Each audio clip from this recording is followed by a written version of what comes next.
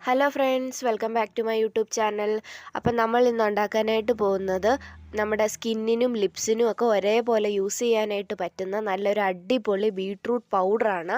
അപ്പം അതുണ്ടാക്കാനായിട്ട് 3 റോസാപ്പൂവാണ് എടുത്തിരിക്കുന്നത്. അതിലേക്ക് 2 ബീട്രൂട്ട് നന്നായി ചിരകിയെടുത്തത്, അതിലേക്ക് ഒരു കൈപ്പിടി അളവിൽ മഞ്ഞളൂടെ ചേർത്ത്, മഞ്ഞളെന്ന് പറയുമ്പോൾ കസ്തൂരി മഞ്ഞളാണ്, അത് നന്നായിട്ട് വെയിലത്ത് വെച്ച് ഉണക്കി പൊടിച്ച് അരിച്ചെടുക്കുക.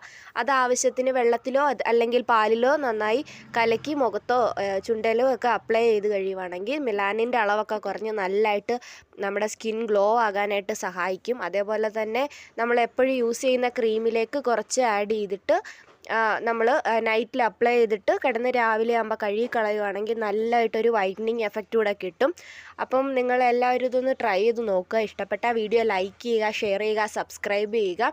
ഇത് കണ്ടില്ലേ, കാണുമ്പോൾ തന്നെ അറിയാൻ പറ്റും നമ്മുടെ കൈയുടെ വ്യത്യാസം.